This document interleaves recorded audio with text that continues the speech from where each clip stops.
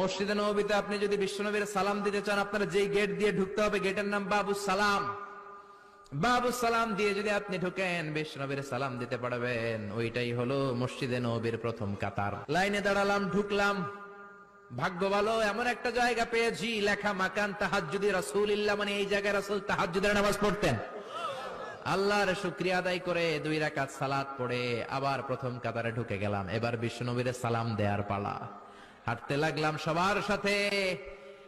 রাউদাতুম মিন রিয়াদিল জান্নার পরে ছোট্ট একটা জায়গা, এই জায়গায় সাইয়েদনা ঈসা আলাইহিস সালাম দুনিয়াতে আসার পরে, দাজ্জালকে হত্যা করার পরে 40 বছর দুনিয়াতে থাকার পর যখন ইন্তেকাল করবেন, বিশ্বনবীর বাম হাতের এই পাশের জায়গাটাতে ওনার সেখানে কবর দেয়া হবে।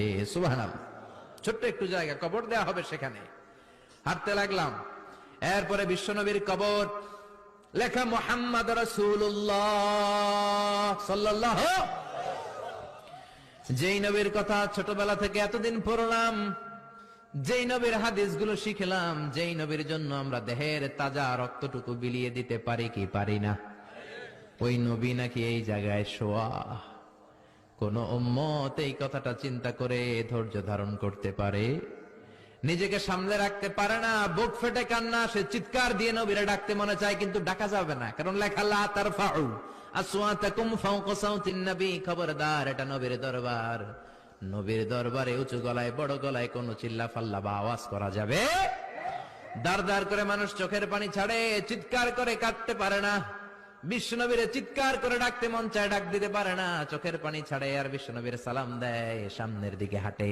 বিশ্বনবীর কবরের পরে সাইয়েদনা আবু বকরের কবর, তারপরে সাইয়েদনা ওমরের কবর, তারপরে যেই দরজা দিয়ে বের হবেন দরজাটার নাম হলো বাবুল বাকিয়া। এই দরজা দিয়ে বের হলেই সামনে মাকবারাতুল বাকি, বিশ্বনবীর পারিবারিক কবরস্থান। চিল্লায় বলেন আল্লাহু আকবার।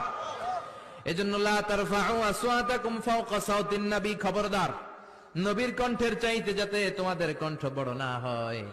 নবীর দরবারে বেয়াদবের মতো